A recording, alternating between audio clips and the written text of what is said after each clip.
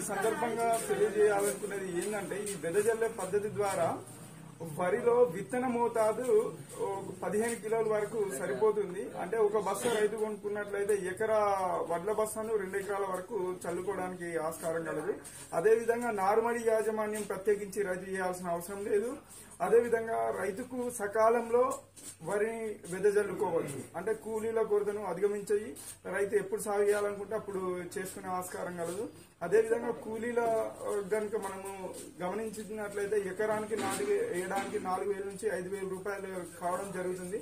వాటిని కూడా మనము ఖర్చును ఆదా చేసిన వాళ్ళం అవుతాం. అదేవిధంగా ఈ వెదజల్లే పద్ధతిలో ప్లాంట్ పాపులేషన్ కూడా సక్రమంగా ఉండడం వల్ల వరిలో దిగుబడులు కూడా అధికంగా రావడానికి ఆస్కారం కలదు. సుమారుగా ఈ పద్ధతి ద్వారా 5-6 బస్తాల వరకు ధాన్యం కూడా ఎక్కువ రావడం జరుగుతుంది. అదేవిధంగా ఈ వెదజల్లే పద్ధతి ద్వారా పంట కాలం కూడా తగ్గుతుంది. సుమారుగా 10 నుంచి 15 రోజుల వరకు పంట కాలం కూడా తగ్గుతుంది. ఎందుకు తగ్గుతుంది అంటే వరి నార్మల్లో పీకి మళ్ళీ నాటేసే క్రమంలో దాని యొక్క వేర్లు తేయడం వల్ల షాకుకు గురి కావడం వల్ల మళ్ళా వేరు పచ్చబడి నాటు కావడానికి నాటేసిన పొలాలకు సుమారుగా 10-15 రోజుల సమయం పడుతుంది.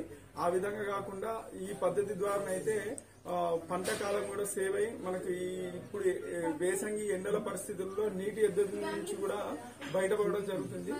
కాబట్టి రైతు సోదరులందరికీ కూడా ఈ వెదజల్లే పద్ధతిని వాడగలరని చెప్తున్నాము.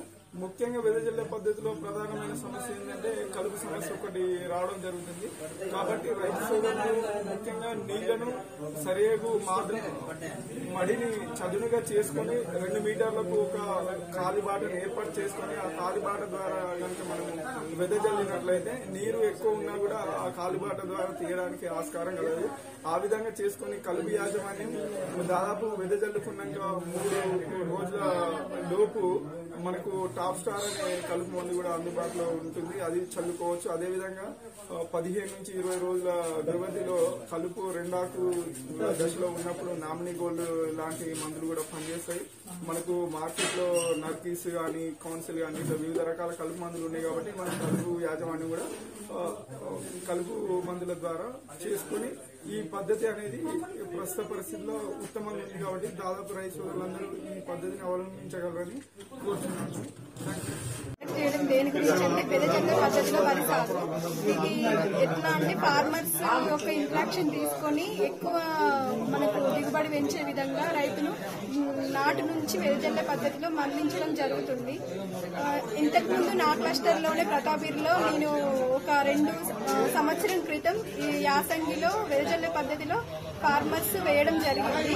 ఇది నాటు కంటే వెదజల్లే పద్ధతిలో ఎక్కువ దిగుబడి రావడం చూసి అది ఇంకో విలేజెస్ లో కూడా స్టార్ట్ చేద్దామని చిన్నేపల్లిలో మీటింగ్ పెట్టడం జరిగింది వెదజల్లే పద్ధతి పైన. దీనివల్ల ఉపయోగాలు ఏంటంటే ఫార్మర్ కి కూలీ ఖర్చు తగ్గుతుంది. కూలీ ఖర్చు ఒక 5,000 నుంచి 10,000 లోపు తగ్గుతుంది. కూలీ ఖర్చు తగ్గుతుంది. అట్లనే మనకు దిగుబడి కూడా ఎక్కువనే వస్తుంది. మన నాటు కంటే దీనికి ఒకటే వస్తుంది. వాళ్ళ కాల సమయం కూడా సేమ్ ఉంటుంది.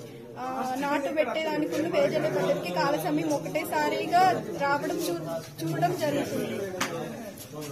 జరుగుతుంది. అట్లానే ఇప్పుడు ఫార్మర్స్ కూడా ఎక్కువ ఎంకరేజబుల్ గా ఉన్నారు. ఇక్కడ నా క్లస్టర్ లో మాత్రం బాగా మంది మేము కూడా వేస్తాం మేడం అని ఎంకరేజ్ అవుతున్నారు. తొందర వాళ్ళు కూడా ఈసారి నెక్స్ట్ ఇయర్ అయితే మొత్తం మీ క్లస్టర్ మొత్తం వెదజల్లే పద్ధతిలో వేయడానికి ముందుకు వస్తారని ఆశిస్తూ ముగిస్తాం.